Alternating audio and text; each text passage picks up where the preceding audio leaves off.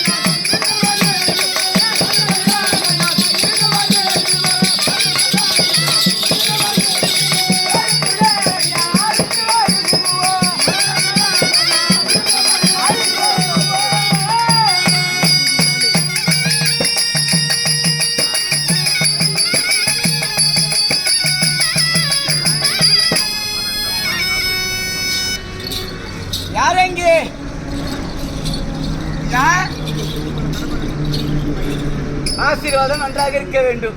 பரவாயில்லங்க. பொய்து வெஞ்சு பட்டு பட்டு பட்டு பட்டியா? ஆமா. இவ்வளவு பேர் நாமத்தை வச்சுட்டு வந்துக்கிறிய. ஏன் ஒரு நாமம் போட்டாவே நான் யாரையும் நம்ப மாட்டேன். நம்ப மாட்டேன். உடம்புலாம் நாமமாகுது. யாருக்கு போட்டு போடலான்னுக்கிறேன்? எதுக்கு போடலான்னுக்கிறியா? இல்ல உட்காந்து போடலான்னுக்கிறியா? இதுக்கு மேல ஒரு போட்டியால் போட்டுக்கிறேன் ஒரு நாமத்தை. என்னை பார்க்கின்ற அளவிலே உன்னுடைய கண்களுக்கு யாராக தெரிகிறது? ஒரு பிராமணர் போல் தெரியுதுங்க. குலமோ 4 குலம். 4. அது உயர்ந்த குலம் பிராமணர் குலம். பிராமணர் குலம். ஆமா, அப்படி சொல்லுவாங்க. ஆமாங்க. அப்படி பிராமணர் குலத்திலே உதித்து அந்த நேரம் போட தெரியுதா? ஆமா. பூணூல்லாம் போட்டுக்கிறீங்க. பூணூல் போட்டுருந்தா அந்த நேரம் தான் போடுவாங்க. அப்படியா? நாம தோணுகிறேன். ஆனால் மாதவா, இந்த பிராமண வடிவமும் ஆதியில் வந்த வடிவம் அல்ல, பாதியில் வந்த வடிவம். அப்பா ஆதியில் வந்தது. ஆமா, பாதியில் வந்ததுன்னு சொல்றீங்க. அப்போ இந்த பாதியில் வந்தது என்றால் ஆதியில் நீங்க யாரு? ஆதியை நான் என்று யார் என்று சொன்னால் தெரிந்து கொள்வாயா? தெரியணுங்க. புரிந்து கொள்வாயா? புரிஞ்சுக்கணுங்க. உனக்கு தெரியவில்லை என்றாலும் அமர்ந்திருக்க பெரிய அனைவருக்கு தெரிய வேண்டும் அல்லவா? மாதவா, சந்தியகுலத்திலே உதித்தவர் எமது தந்தை பாண்டு மகாராஜா. பாண்டு மகாராஜா என் தாய் குந்தமாதேவி.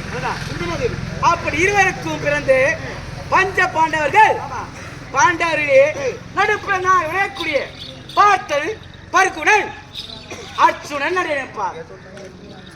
உயர்ந்த குலம் பிராமணர் குலமா இருக்கவே உனக்கு விடுறேன். இல்லைன்னா ஒரு நேரம் அச்சு கையால வச்சு ஆத்து மேல பொச்சை கலாச்சிட்டு போடுவோம் உன்னை. அந்த அளவுக்கா போயிடு மரியாதையா. ஏன்பா பாண்டவர் நடுப்பிறந்த அந்தர பெருமன் எப்பேற்பட்டவர், ஒரு நாட்டாளக்கூடிய ஒரு அரசர், இளவரசர், அப்பேற்பட்ட மன்னர், இது போல ஒரு அந்த வரணும். ஏனென்றால் தலையை பாண்டவர்கள் உடல் தாய்ந்து உயிர் ஒன்று. அதை போல் ஒற்றுமையாக இருக்கக்கூடிய பாண்டவர்கள் அவரை விடுத்து தனிமையில் வந்திருக்கின்றீரே. ஏன் வந்த சரி எப்படி எதனால இது எதனால் கோர விகார கொடிய சண்டாளர் தாயாக விலகக்கூடிய துரியானவர்கள் வாழ்வை கண்டான் போராமை கொண்டான். போராமை வீட்டுல புகுந்தாவே வீடு ஆகாது சொல்லுவாங்க. இது போராமே வந்துருதுன்னா உலகம் தாங்காது. ஆனால் சிறிய வயதிலிருந்து தாய் மாமன் சகுனி வார்த்தையை கேட்டு துரியன் எங்க வாழ்வை கண்டு போராம கொண்டான்பா. ஆமா.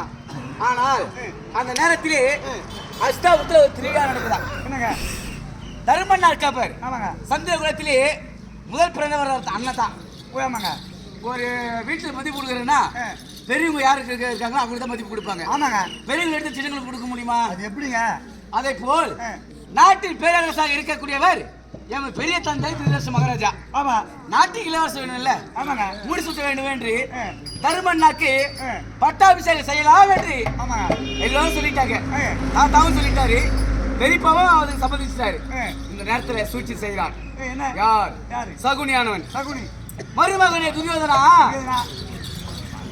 இப்போதே உனக்கு நான் நாட்டு கிடைக்கவில்லை என்றால் எதிர்காலத்திலேயே நீ அடிமைதமாக இருக்கணும். உனக்கு இப்படியே அப்படி என்று கலகம் மூட்டினான். ஓடி ஓடி சென்றான்.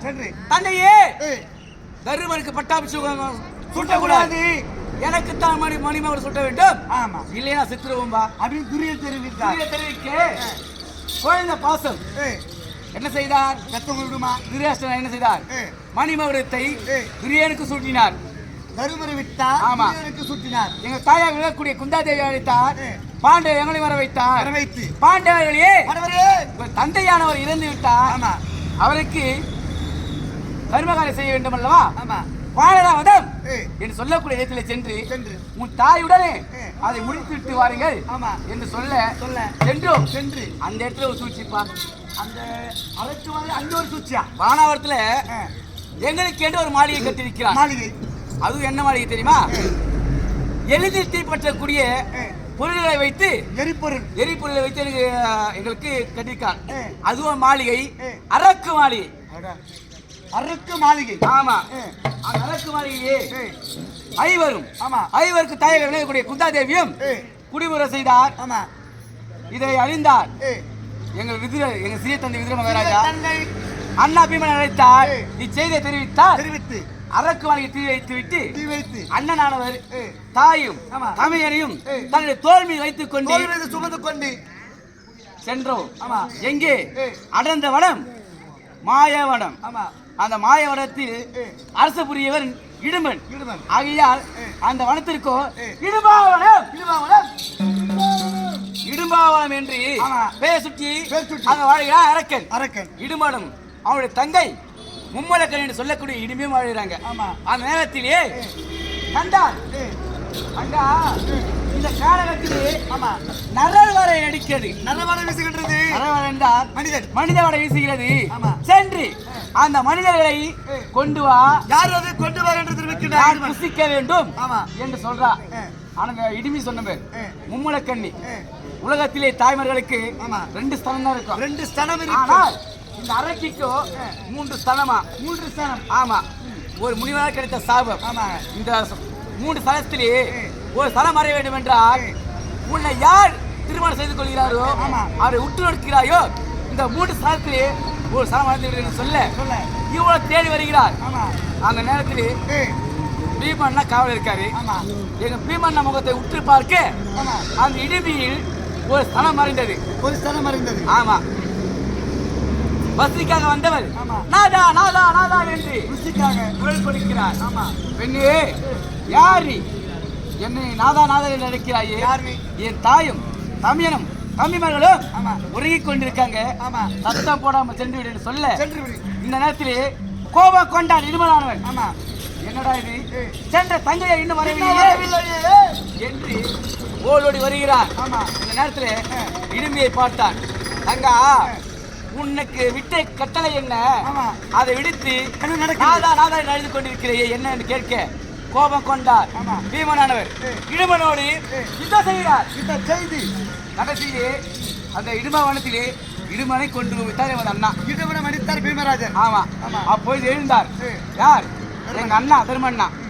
என்ன நடந்தது, இந்த பெண் யார் என்று கேட்க நடந்ததை தெரிவித்தார்கள். தம்பி பீமசேனா, அந்த பெண்ணுக்கு ஆதரவு இருந்தது அவனுடைய அண்ணன் ஒருவன். அந்த அண்ணனே கொண்டு விட்டாயே. இந்த பெண்ணுக்கு நீதான் துணையாக இருக்க வேண்டும், அந்த பெண்ணை நீதான் திருமணம் செய்து கொள்ள வேண்டும் என்று எங்க அண்ணா சொல்றாரு. அப்ப எங்க பீமான சொல்றாராம், அண்ணா வயதை பெரியவர் நீங்க, மூத்தவர் நீங்க இருக்கின்ற உங்களுக்கே திருமணம் நடக்கவில்லை, நான் இப்படி என்ன திருமணம் செய்து கொள்வது என்று சொல்ல அந்த காலகத்திலே ஒரு முருங்கை மரத்தை தாலி கட்டினாரு எங்க அண்ணா. கொண்டு வந்து தாலி கட்டினார்கள். ஆமா, அதுதான் கல்யாண முருங்கை மரம் சொல்லுவாங்க. பிறகு அந்த இடத்திலே பீமானாக்கும் இடுமிக்கும் திருமணம் முடிந்து சில காலம் தங்கி கானகத்திலே எவ்வளவு நாள் வாழ்ந்துடலாம், சில காலம் இருக்கலாங்க. ஆமா, பிறகு நாட்டுக்கு வர வேண்டும் அல்லவா? அப்படி வரும் வழியே நாங்க வந்தார் இந்த இடம் 300 மங்கலம். அதே 300 மங்கலம் என்றால் அந்தணர்கள் நிறைந்த வீடு 300 மங்கலம். அந்த நேரத்தில் ராஜா பிள்ளைங்களா போனா நாங்க கண்டுபிடிச்சிருவோம். அந்தணர்கள் சேர்க்க மாட்டாங்க. ஆகையால் அந்த உருவம் கொண்டு அந்த இடத்துல ஒரு பிரச்சனைப்பா. அங்க அந்த 300 மங்கலத்திலேயே பகவான் சொல்லக்கூடிய பக்காசூரன் அந்த ஊர் ஜனத்தை ஏமாத்தி சாப்பிட்டு கொண்டு இருக்கான். அதோட திருட்டுத்தனமா ஏமாத்திக்கிறான். நாட்டுக்குள்ள நகருக்குள்ள வருவான், புசிப்பானா. அந்த நேரத்திலே நாட்டு மக்கள் எல்லாம், ஐயா பக்காசூரா, நாட்டுக்குள்ள வராதீங்க, வராத, உங்களுக்கு தேவை என்ன அதை சொல்லுங்க, நான் கொடுத்து அனுப்புறோம், உங்களுக்கு தேவை என்னவோ நாங்க செய்யறோம் கேட்க பகல் சொல்கிறான். ஒரு வண்டி சாப்பாடு, ஒரு வண்டி சாதம், 2 இருமைக்கடா, ஒரு நர மனிதன், இது அனைத்தையும் கொடுத்தால் நாட்டுக்குள் வர மாட்டேன், சொல்லை கொடுக்க மாட்டேன் சொல்ல இப்படியே ஒவ்வொரு ஆளாக முறை போயிட்டு ஒரு வீட்டுக்கு ஒரு முறையாக போய்கின்றது. அந்த நேரத்தில் என் தாய் இருக்காங்க, ஒரு குந்தமாதேவி. ஆமா, அவங்க வீட்டுல வேலை செய்யறாங்களா ஒரு தாய் வீட்டுல. அந்த நேரத்தில் அந்த தாயானது கதை எழுதி கொண்டிருக்காங்க. அம்மா எதற்கு அழைறீங்க? ஏன் அழைறீங்க? இல்லம்மா, இந்த தினத்திலே பகவான் சொல்லக்கூடிய பக்காசுரனுக்கு என் வீட்டு முறை நல்லா சாப்பாடு கொடுக்கணும். ஆனா எனக்கு இருப்பது ஒரே ஒரு பிள்ளை. நான் இறந்து விட்டால் எனக்கு ஈமக்கால் செய்வது கொல்லி போடுவதோ என் பிள்ளை தான் செய்யணும். இப்ப என் பிள்ளை இருந்து அவரு நான் கொல்லி போற மாதிரி இருக்காரு அப்படின்னு சொல்லல, அழுகிறாங்களா. அந்த நேரத்திலே எங்க அம்மா சொல்றாங்க, அம்மா நீங்க ஒரு பிள்ளை போது கஷ்டப்படாதீங்க. ஆமா, என்னிடத்து 5 பிள்ளைங்க இருக்காங்க. 5 பிள்ளை இருந்து அந்த 5 பசங்கள்ல ஒரு பிள்ளைக்கு சாப்பாடு போட்டு வர முடியல அப்படின்றாங்க. அந்த நேரத்திலேயே அண்ணா அழைத்தார்கள், பீமா உன் எண்ணத்தை நிறைவேற்றிக்கொள் என்று சொல்ல அண்ணன் சென்றார். ஆமா, மாட்டை பூட்டினார். கரகர கரகர கரகர ஓட்டி செல்கிறார். பக்கத்தில் இருக்கக்கூடிய மனப்பகுதி செல்லும் தருவாயிலே ஒரு வட்டைப்பாறை மீது சாப்பாடு கொலை நட்டாருப்பா. கொட்டினார் பீமராஜன். எறும்பு கடவை அவுத்து விட்டார். சாப்பாடு பெசிந்தார். ஒரு வண்டி சாப்பாடு எத்தனை உருண்டை ஆகலாம்? ஏங்க, நாங்க ஒரு தட்டுல போற சாப்பாடு எப்படியோ ஒரு 100 உருண்டையாவது ஆகுது. அது ஒரு வண்டி சாதம்னா ஒரு 1000 உருண்டையாவது வரும். அப்படியா? சரி. அப்படி அந்த ஒரு வண்டி சாப்பாடு எங்க அண்ணாக்கு 5 உருண்டாச்சுப்பா. 5 உருண்டை. ஆமா, அந்த 5 உருண்டையும் சாப்பிடுறாரு. எப்படி இது உணவு கிடைத்தது? யாரால? தாய் நினைத்த ஒரு உருண்டையும், பிறகு தமையன் யார்? தருமண்ணா நினைத்த ஒரு உருண்டையும், தம்பிமார்கள் மூவர்கள் அர்ஜுனன், நகுலன், சகலன், 5 குறித்து இந்த சாப்பாடு சாப்பிட்டு இருப்பாரு. அந்த காலத்துல பழங்காலம் பார்த்து உரி பார்த்துக்கிறியா? பானை அது போல இந்த உருண்டி மொத்தம் ஒவ்வொன்றா அடங்கி போச்சு. அண்ணாக்கு மூச்சு இல்ல, பேச்சு இல்ல, திணறாரு. உயிர் போயிடுமோ அப்படின்னு நினைச்சு தெரியல. மலை மேல் இருந்து பார்க்கின்ற பக்காசுரன், என்னடா இது நமக்கு வந்த சாப்பாட்டை யாரும் நல்லா சாப்பிடுற என்று கோவம் கொண்டார். பிடாரியில குத்துறாம்பா, ஒரே குத்துதான். இந்த குத்துறாம் பாரு பக்காசுரன். அண்ணாக்கு அது உருண்டை கரைஞ்சது, மூச்சு வந்தது.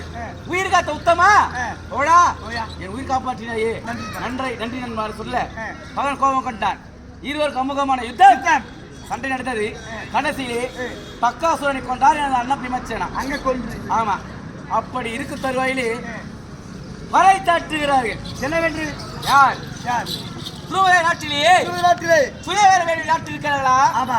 வில்லை வளைப்பவருக்கு பாஞ்சாலுடைய மகள் துரோவை திருமணம் செய்து கொள்ளலாம் என்று வரை தாட்டிய ஒரு தருவாயிலே ஆமா அந்த செய்தியை கேட்ட உடனே நானும் அந்த சுயத்துக்கு செல்ல வேண்டும், பார்க்க வேண்டும் என்று ஆசை கொண்டு வரலாம். இந்த காலகட்டத்தில் வழியாக ஒரு தருவாயிலே இதோ பார்த்த